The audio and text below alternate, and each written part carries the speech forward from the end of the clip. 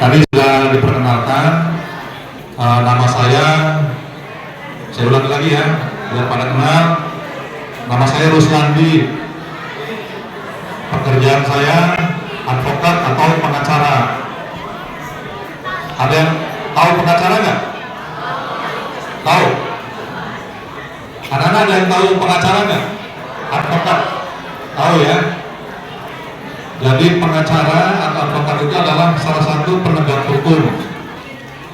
Di samping polisi, jaksa, hakim, pegawai lapas, LP, dan advokat.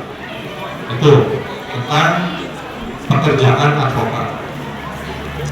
Nah, selamat juga kepada adik-adik yang hari ini mungkin hari yang kesekian ya mengikuti MPLS, masa pengenalan lingkungan sekolah.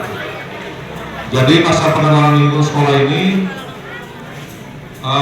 mudah-mudahan banyak yang diperoleh sebagai adaptasi, menyesuaikan diri dari lingkungan sekolah yang lama yang sudah ditinggalkan memasuki lingkungan sekolah yang baru.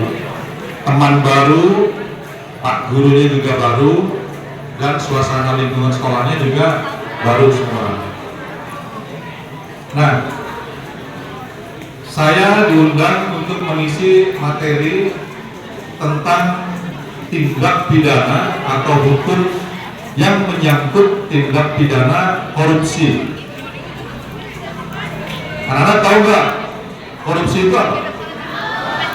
Apa korupsi itu? Taunya KPK ya? Taunya yang ditangkap kemarin mengambil orang lain. Nah, kalau yang namanya tindak pidana itu berarti hukum ya, hukum atau pelanggaran atau kejahatan, itu tindak pidana.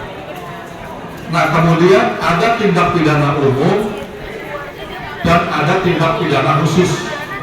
Nah, korupsi ini masuk dalam klaster atau bagian atau definisi dari tindak pidana khusus. Kenapa dikhususkan? Karena berbeda dengan tindak pidana umum. Nah, kalau ini merupakan hukum atau tindak pidana, berarti ada yang namanya sanksi.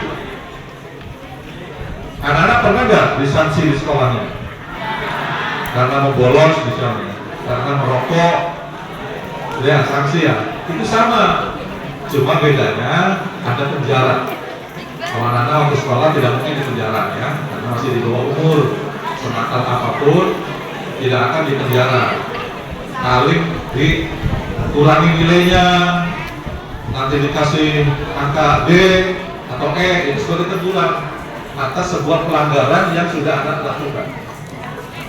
Nah, masuk kepada esensi daripada korupsi tadi, tindak pidana. Siapa yang melakukan tindak pidana? Yang melakukan tindak pidana atau yang melakukan kesalahan korupsi adalah, kalau dulu ya waktu belajar sekolah bahasa ada namanya SPO, ingat nggak? Nah, subjek, predikat, objek. Ingat nggak? Pernah diajarin nggak dalam bahasa? Nah, siapa yang melakukan tindak pidana dalam hal ini adalah korupsi, adalah subjek hukumnya itu adalah manusia, ya, manusia. Jadi tidak mungkin kalau sapi dikenakan tindak pidana, kan? Namanya juga binatang. Jadi pasti manusia. Manusia itu siapa? Manusia itu saya, ya, Pak Guru, anak-anak semua, ini manusia. Manusia yang diciptakan dan dilahirkan ke dunia ini menjadi wujud orang dengan namanya banyak. Ada Freddy, ada Ferry, ada Bambang, ada Herman, gitu. Itu semua manusia dan itu semua adalah subjek hukum. Ada Siti, ada Khadijah, ada Mila, ya. Macamnya. Itu semua manusia. Manusia atau subjek hukum ini yang wajib dimintai pertanggungjawaban hukum apabila melanggar hukum. Dalam hal ini melanggar hukum korupsi. Nah, tadi saya tidak akan menjelaskan pasal ya. Nanti anak-anak nanti kalau sudah dewasa, nanti baru kalau ketemu saya lagi pasti akan saya kasih pasal. Tapi kalau sekarang dikasih pasal, nanti pusing. Nanti malah nggak masuk, ya kan? Karena pasalnya banyak, rumit. Saya kasih saja tentang sosiologi manusia dan antropologi manusia. Manusia diciptakan sebagai orang selain dibekali ruh oleh Tuhan Yang Maha Esa. Ruh masuk. Sejak usia di dalam kandungan 6 bulan, itu Tuhan memberikan ruh supaya hidup kita ini bisa menggerakkan. Ruh itu organ tubuh. Tangan bisa digerakkan, mata bisa melihat, bibir bisa berucap, telinga bisa mendengar, menggerakkan panca indera. Ini ruh. Paham ya? Di situ ya. Jadi kenapa kita bisa bergerak, bisa berdiri, bisa duduk, bisa makan, bisa minum, itu karena ada ruh. Pemberian siapa? Pemberian Tuhan Yang Maha. Itu ya. Ini pertama dasar dulu nih. Kemudian Tuhan selain memberikan ruh, juga memberikan akal dan pikiran. Akal dan pikiran ya. Kalau tidak berakal dan kalau tidak ada pikirannya, berarti apa? Bukan manusia. Karena manusia, kita diberikan akal dan pikiran. Untuk apa? Untuk mengolah hati, badan, tangan, kaki, telinga, mata, semua panca indera. Kita diberi akal. Tangan diperintah oleh akal untuk membantu wujud kita, jasad kita. Makan, contohnya, menggunakan apa? Menggunakan tangan.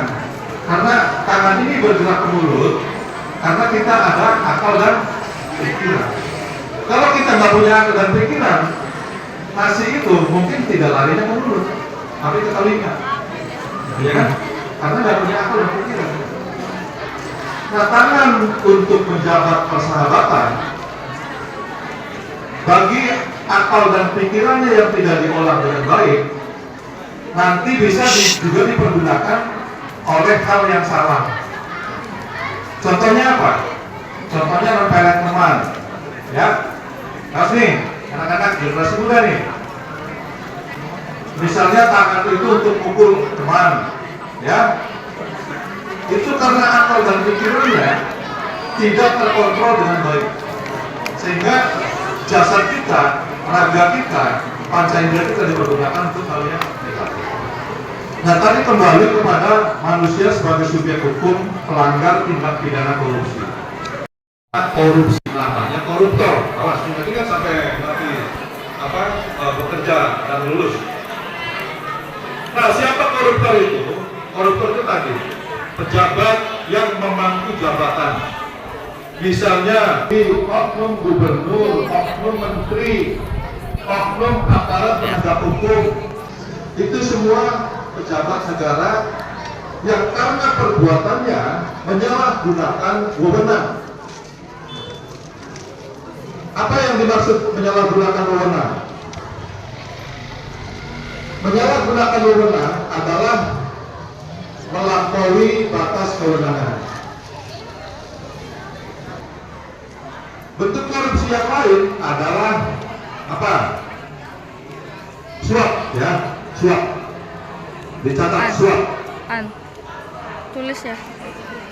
Suap itu adalah menyuap, nyogok.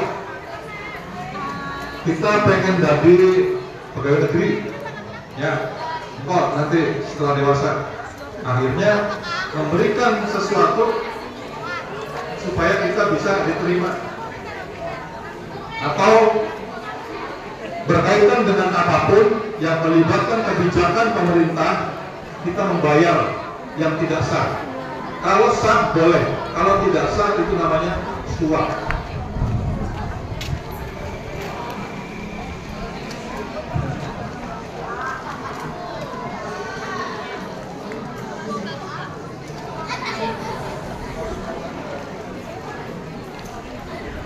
Jadi selain suap, yang sering kita jumpai itu adalah gratifikasi.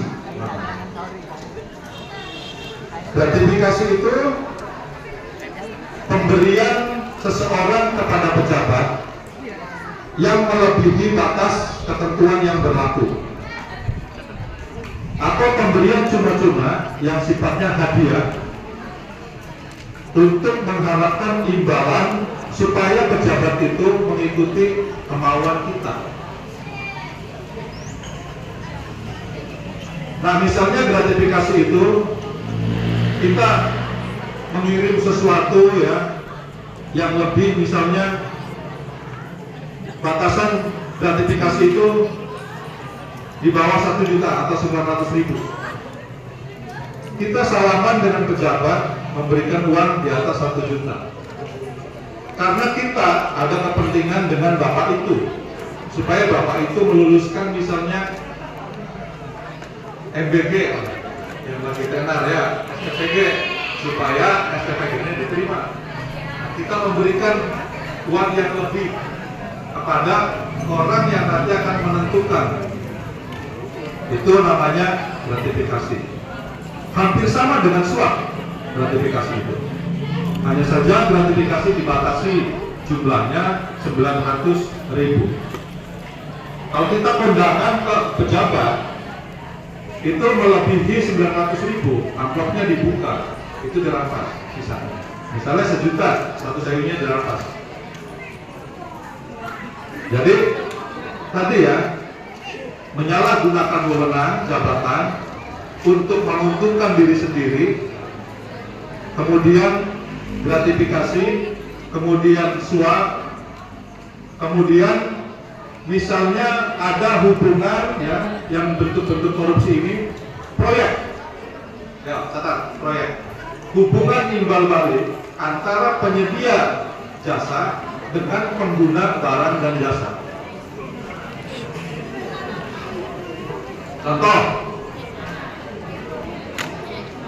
pemerintah mau membuat jalan, lelang tender itu harusnya terbuka dan umum. Tapi karena kita kasakusuk supaya perusahaan kita atau CV kita bisa menang tender, lalu kita memberikan imbalan atau uang suap kepada pejabat yang melelangkan tender proyek jalan itu. Kita ceritanya bos nih yang suka membuat jalan, punya perusahaan, supaya jalan rancangan itu bisa kena ke saya proyeknya, lalu saya kasih uang ke pejabat yang melelangkan tender jalan itu. Itu termasuk korupsi. Karena pasti tindakan korupsi ini tidak ada keuntungan bagi rakyat, bagi anak-anak semua, bagi orang tua anak-anak semua, pasti merugikan. Karena sudah banyak memberikan uang kepada pejabat supaya kita proyeknya diterima, supaya kita juga dapat keuntungan pengusaha itu, nanti dampaknya kepada kualitas pembangunan jalan yang amburadul nanti. Kena hujan 1-2 kali langsung buyar. Nah, itu ciri-cirinya ada permainan korupsi. Saya harapkan anak-anak siswa SMK Negeri 1 Gambus Wetan ini menjadi pelopor bagi propaganda anti korupsi.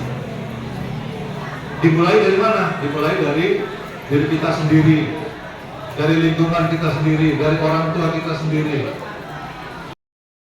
Kalau kita, karena yang namanya korupsi itu sarananya adalah mental kita, karakter kita, ya, sifat kita, akhlak kita yang namanya korupsi. Kenapa tindak pidana korupsi ini tindak pidana khusus? Berbeda dengan yang umum. Korupsi itu tidak harus memukul orang, paham ya? Kalau anak-anak berani memukul, namanya menganiaya, betul kan? Atau meroyok, pakai tangan, dan pasti yang dikeroyok itu pasti luka. Kalau korupsi enggak, beda korupsi. Korupsi itu atau koruptor itu orangnya bisa berdasi seperti saya, bisa pakaiannya rapi, bisa setiap hari pakai baju gamis, bisa orangnya kalem, bisa orangnya santun. Tapi ketika memegang jabatan, tahu-taunya masuk TV korupsi. Karena korupsi itu bukan dengan pukulan, bukan dengan celurit, ya, bukan dengan samurai, bukan. Awas ya anak-anak. Korupsi itu perasaan mental yang menghalalkan segala cara supaya kita disugih. Karena kita dua jabatan. Caranya apa? Caranya menandatangani sesuatu yang bisa merugikan keuangan negara, keuangan rakyat, untuk menguntungkan saya, teman saya, keluarga saya, dan batur-batur kita. Itu korupsi.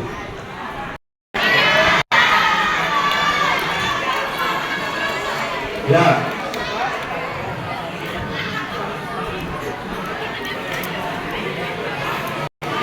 Saya rasa cukup ya.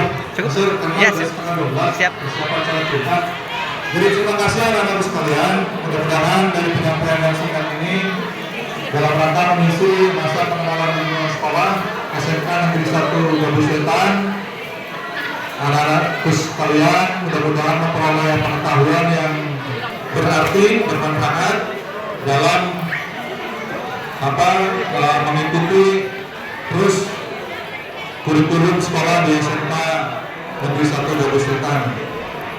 Terima kasih sudah menyimak dan mohon maaf apabila ada kalimat atau kata-kata yang tidak berkenan. Kesempurnaan hanyalah milik Allah Subhanahu wa taala. Kita manusia dipenuhi dalam keterbatasan dan kekurangan. Wallahul muwaffiq ila aqwamit thoriq. Wassalamualaikum warahmatullahi wabarakatuh.